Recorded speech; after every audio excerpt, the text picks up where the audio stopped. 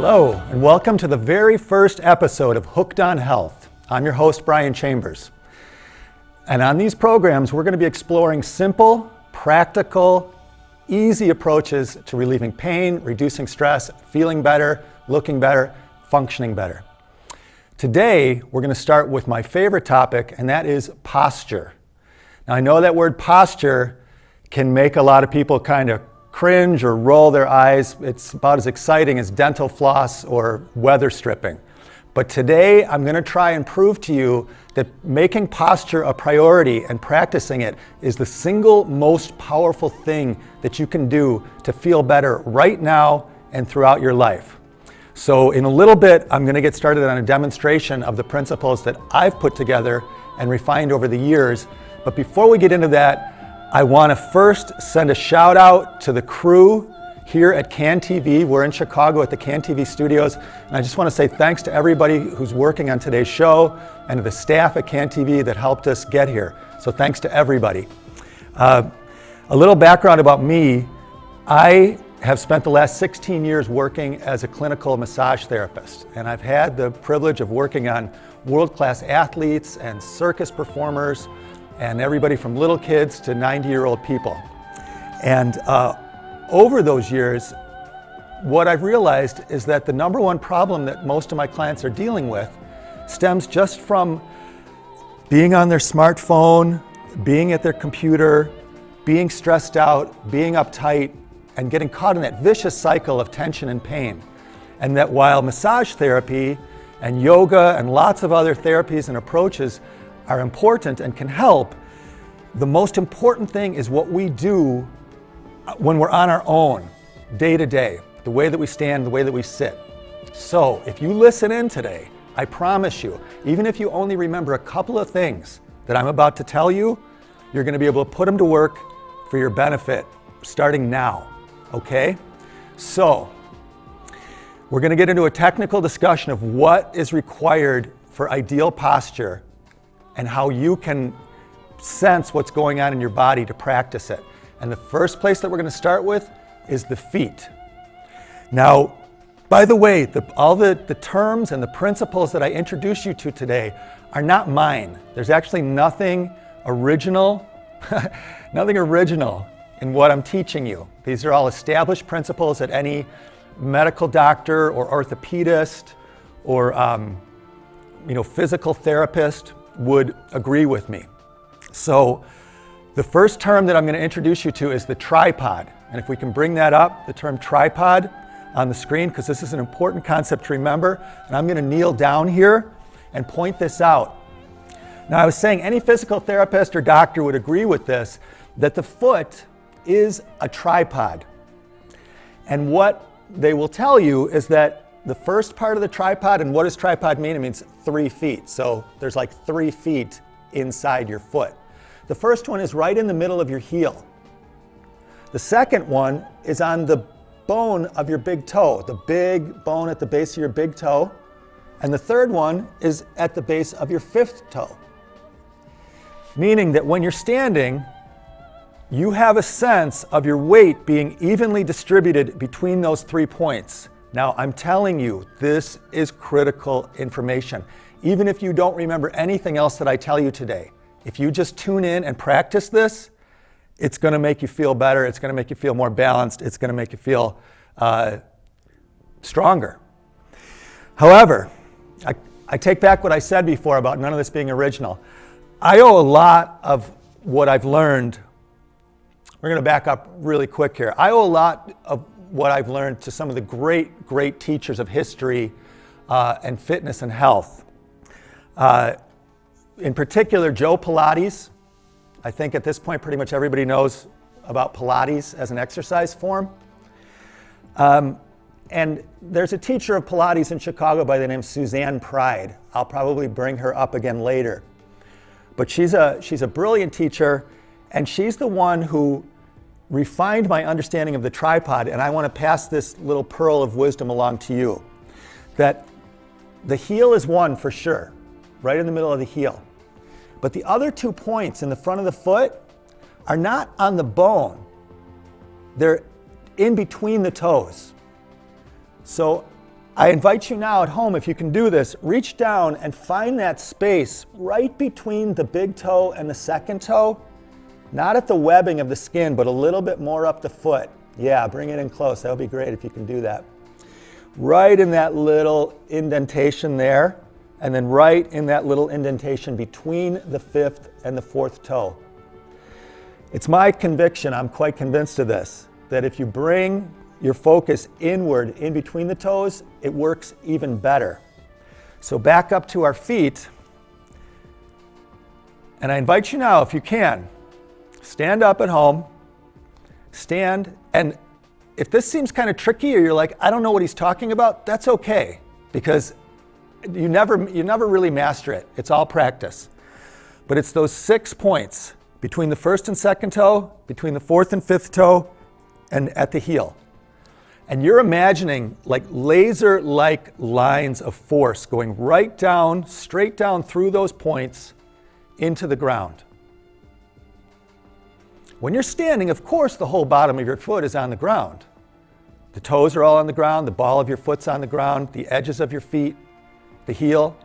But your focus and your intention is on those 3 points. And that's the tripod, okay? Now the next principle is what I call the stirrup. And this is a fascinating thing to me. Anybody who's into anatomy and the way that your body functions, you might find this interesting too if you don't know it. Have you ever wondered, why does your feet have an arch? Why is the foot in an arch form? It's because of something that's often referred to as the stirrup. And what that is that there's a group of muscles that runs along the outside of your lower leg and actually goes all the way under to the sole of your foot and attaches on the bottom side of your foot. And then there's another muscle that comes down on the other side of the shin and attaches to the top of the bones on your foot. And those 2 muscles combined are just like a stirrup, if you know what I mean, if you're like riding a horse.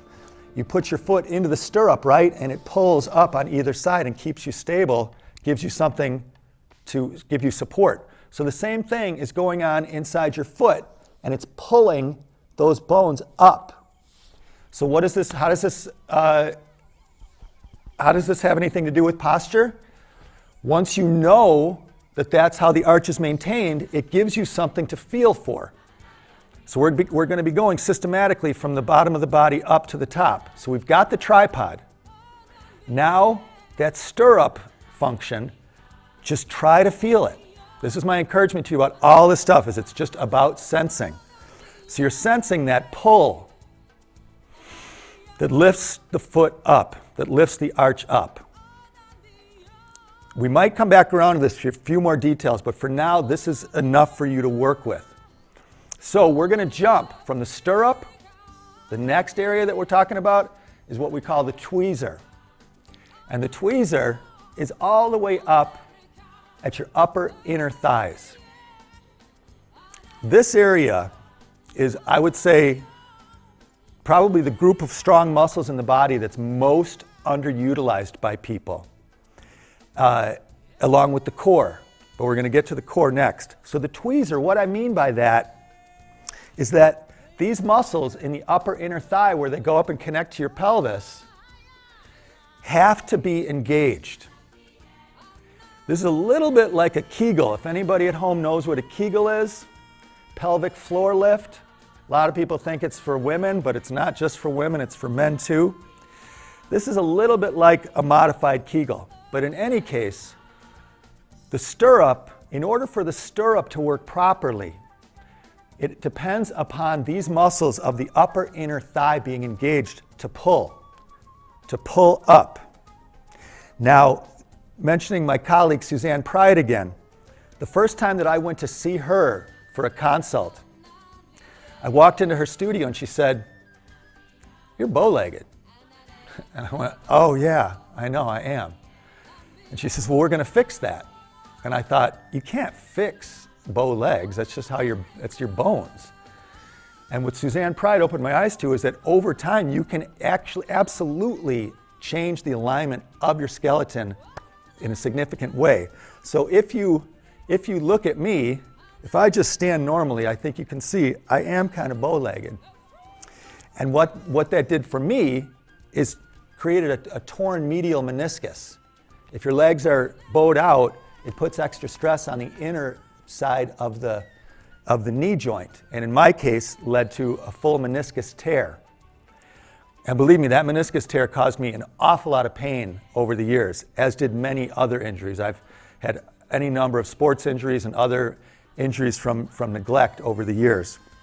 I'm going to come back to my history a little bit later. But so we're now at the upper inner thigh and we're pulling in. So that's the bottom half of the body. The tripod, the stirrup, and the tweezer, engaging those muscles. And if you wonder, like, what does he mean? Just go ahead and clench them. Clench the muscles, use them. This whole approach that I'm talking about today is based very much on isometric exercises. If you've ever heard that term isometric, that means you're not moving. Like this is an isometric exercise, right? When you push your hands together or pull them, the muscles are working against each other. So this whole approach to correcting your posture on your own is about engaging the muscles in a very deliberate way, but you're not moving. So we've got the tripod, the stirrup, and the tweezers. Now we're on to the core. Everybody's heard about core work, I think, at this point, right? The core Pilates, all kinds of gym programs are designed to strengthen the core, and that's for good reason. You may not realize it, but every single motion that you make initiates from the core. It all starts here. And anybody who has ever thrown out their low back knows you can't do anything, right? If you strained your low back, you can't do anything. If you hurt your hand or your shoulder or even your neck or your feet, you can still kind of compensate and get around. But if you've injured that central core of your body, you're pretty much incapacitated. So here, I'm going to turn sideways to the camera, if I can, or whichever camera we can get. That probably works right there. So, a lot of differences of opinion about this, about how you're supposed to hold your core. I've certainly got my opinion, and that is that there's a neutral spot. Now, this is probably a good opportunity for me to talk about if you don't have perfect posture, what kind of posture do you have? Well, I'm going to illustrate for you what I think probably about 75% of people in the world do. Their knees lock out, their tush tucks under, and their head goes forward. Now, I'm exaggerating for effect, but if you look around, you literally do see people standing like this. It might not be quite that exaggerated, but I'm exaggerating to make a point. And I call this collapsing without falling down. Collapsing without falling down. Your knees are all the way locked out, all the ligaments are stressed. The knee ligaments are maxed out, pelvic ligaments are maxed out, neck ligaments are maxed out. And without going into too much anatomy, ligaments are the ropes that hold the bones together. Bone to bone connection is ligament. Muscle to bone connection is tendon. But ligaments aren't really made to do this. You max them out, your body's going, what is going on?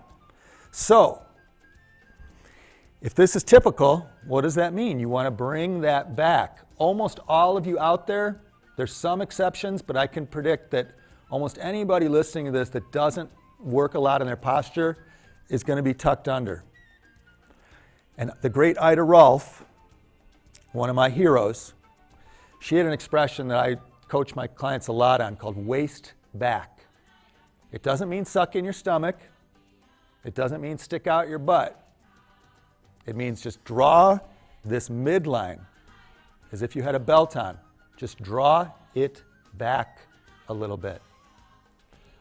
And then pelvic rotation. I'm a certified personal trainer, so we talk a lot about the assessment of the people when they first come in to start exercising. You have to assess their whole alignment, and that this is one of the most important parts. Because if their posture, if their pelvis is not aligned properly, they're going to hurt their back when they go to exert themselves. So, neutral posture, very good, thanks for that camera. is where your tush isn't stuck out and it's not tucked under. Well, how do you know? That's up to you. You got to feel it. If you want to get out of pain, you've got to feel the stuff and practice it. Now, I want to stop here and make a quick disclaimer. I'm not a doctor. I'm not prescribing anything. I'm not treating anything. I also, of course, cannot guarantee you that you're going to get out of pain if you practice this. But I promise you, if you practice this, you are going to feel better. I promise. So the core's got to be stable. It's got to be balanced. And you'll feel it. All of these principles, if you practice them, what you're feeling for is you just get taller and taller and longer and longer. So when you get your feet square on that tripod and you get that stirrup pulling up and you get that upper inner thigh engaged and you get the core just the pelvis in that right spot, you're just getting taller and taller. Maybe only a tiny bit, but it's undeniable. You'll feel it. So that's the core. Now we're coming up to my favorite part, because this has been the miraculous thing that I discovered last year in this work, is how to hold your shoulders. Now again, the smartphone, I love my smartphone. You look around on the train, you look around anywhere. What's everybody doing? All day long. If they're not on their smartphone, you're at your computer. If you're not at your smartphone or at your computer, you might be in the car. If you're not on your smartphone or on your computer or in your car, then you're just kind of going like that anyway because life is so hard. It is hard. We're all walking around stressed out. That's why I'm talking about this stuff, because it's the simplest, most direct way to combat stress and combat the damage done to your body by stress and posture. So, my dear colleague Suzanne Pride, when I first went for that assessment, the first thing she said was you got bow legs, and then the second thing she said was your trapezius muscles are eccentrically contracted. Now that's just a fancy term for meaning too stretched out. My shoulders were stretched out and down. And in the space of about 3 hours, she worked with me on my shoulder position. Now, when I came to see her, I could not do this. I don't know if any of you out there have ever had shoulder pain. I say the shoulder is like the helicopter. It's engineered to fail. The shoulder is ridiculous. The shoulder joint, any joint that is supposed to have 360 degrees of mobility and yet still be strong enough to hold up your entire body weight if necessary, no way. No way. I don't want to get into religion or anything here, but probably a lot of you people have heard about intelligent design, the theory that our bodies and so many organisms in nature are so complicated that they had to have been designed from the beginning by an intelligent creator. I would say intelligent design my foot as far as the human body goes, because it is nothing. The human body is the most amazing thing in the world. And the human animal can do more diverse and versatile things than any other animal on the planet, but it is a compromise. Just standing on 2 feet. You show me another mammal standing on 2 feet and I will show you a mammal with back pain and neck pain. I'm going off on a little tangent here, but that's my style. The human head, we have the largest brain relative to our body weight of any creature. And it's perched at the top of a vertical spinal column. It's ridiculous. It's amazing, but think about it. Every other animal's walking around on 4 legs, and their spine is horizontal. They get to distribute that weight. And then here's the human being standing up. So it's a miracle of evolution. I say evolution. And it's a challenge. It's a responsibility to be in this human body with this audacious design of that vertical column of the spine. So, thanks for that, sticking with me on that tangent. We're back to the shoulder. I was saying that I had a rotator cuff tear. Super common. I'm sure somebody out there listening to this is like, yep, I know, rotator cuff tear. And you can't move your arm. And during the time around 2015, 2016, I got to the point with my rotator cuff tear where I couldn't do simple things like put my shirt on, put a jacket on, without terrible, terrible pain. I couldn't sleep, and it was stymieing me. I mean, I know a lot about anatomy, I know a lot about physical conditioning, and I was doing my best. Same thing with this other problem that I had with my SI joint. SI, I think a lot of people out there probably know that too. SI joint in your low back. Critical joint in the body, a lot of people have problems with it. So I had this whole complex of pain here in my low back and my hip and in my shoulder. And I was stretching and I was doing yoga and I was going to physical therapists and I was doing all of these things that were helping, but they weren't solving the problem. And again, I'm speaking to you people at home out there about pain that you have that is persistent. And maybe you went to the doctor and went to the physical therapist or went to a chiropractor, went to a massage therapist, do yoga, and still the pain doesn't completely resolve, or it goes away, but then it comes back. Really, really common syndrome. And what I've learned for myself and now with many of the students that I've worked with is that the key difference, the problem is you have got to own this stuff pretty much every waking moment. It is a responsibility, but I promise you the payoff is that you will be out of pain. So what I learned, we're going to come back to the core here. The tripod and the stirrup, I think we've covered that, but what I skipped over on the core, and this is gold, this is so valuable, is that when you stand, when you're standing, and you're standing anyway, right? We spend a lot of time on our feet, so you're standing anyway. You might as well practice this. Specifically what I'm talking about is put your finger on the hip crest, right where the top of your hip bones are, and then come up to the bottom of the ribs. That distance between the bottom of your ribs and the top of your hip, make that long. Make it long. You can't be too long. You can't be too tall. Understand me, you cannot be too tall. You can just be as tall as you are. As tall as God made you, if you like. Whichever way you want to look at it. So every moment that you can think of it, just try to be as tall as you can. That doesn't mean stretching yourself out, or being awkward, or overexerting yourself. It just means tuning in.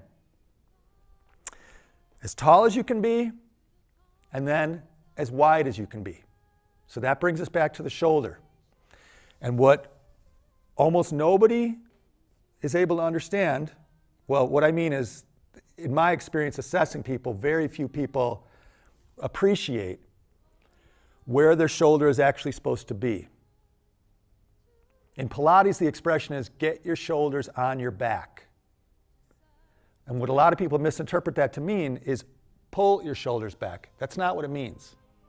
It means rotate the shoulder up and back onto the back. So if we can get a little close-up here from one of the cameras, I'd like to try to come right in to my shoulder area. And I'm going to now show you another really invaluable technique for getting your shoulders feeling good. And that is the latissimus dorsi muscle and the teres muscles. All of this. At home, play along with me right now. You hold your arm out and tap that muscle and contract it. Contract it. Wake it up. One of the biggest problems in maintaining balanced posture and balanced alignment of your skeleton is some of the muscles are just kind of asleep. They're not doing their job. And there's actually a very interesting set of therapies out there. One's called muscle activation technique and one's called active release. Maybe some of you have had these therapies done. And they really can be amazingly effective for people because they wake up your muscle. But what I'm here to tell you is that while it can be great to have a therapist work on you and help you and coach you, absolutely, That's how I make my living. But that this stuff is built in. You can figure it out on your own if you're willing to practice. So waking that muscle up, and remember we talked about the rotator cuff. So the rotator cuff assists with that simple rotation. And this is a problem for so many people. If the rotator cuff gets damaged, they can't turn their arm like that. But as soon as you get these muscles really working to get the shoulders up and back on your back, you're on your way. So we're almost there. We're almost to the end. We've gone from the tripod to the stirrup, to the tweezers, to the core, the distance between your hip and your rib cage, the shoulders, and now we're to the head. And the funny thing is I'm coming to this part last, when for years and years, 15, 16 years of coaching clients, the head was pretty much the only thing I focused on. Because I felt like, well, if they don't get anything else, they need to get this part. And I still do believe that, so I'm going to emphasize it right now and really exhort you guys to think about this. Because what are we doing? What does everybody do? Walking around, head forward. Look at people on the street. Look at people anywhere. If you get them in profile, their head is forward. This is something I give credit to chiropractors for. 2 minutes? We're going to wrap it up. If your head is forward, it's a leverage. If you were to pick up a heavy box and hold it out at arm's length, your arms would get tired right away, right? You wouldn't even do it. You'd instinctively pull the box close to you. But unfortunately, we don't have that same awareness with our head. It's so heavy, there's so much leverage, it's creating so much stress on your neck. So the simple message is get your head back, right? You must. Now, I've been talking all about the way that you feel in terms of physical pain. But the thing that I want to wrap up with here is that if you practice this, it's body language, right? Body language is like the biggest part of communication between people. We respond to each other by how the other person is holding themselves, how they're moving. Amy Cuddy, the clinical psychologist, she did a great TED Talk and she called it power poses. That the way that we stand directly affects our mood, our blood chemistry, and our health, our immunity, everything. So if you practice that proper alignment all the time, you're gonna feel better. Now, we're gonna wrap it up for today's episode, but I'll be back to talk more about these principles in future episodes, and we're gonna have guests on to talk about other aspects of health. I wanna thank you very much for joining us today, and I wanna again thank everybody at CAN TV. I'm really glad to be getting this off the ground, and I look forward to seeing you again very soon. Thank you.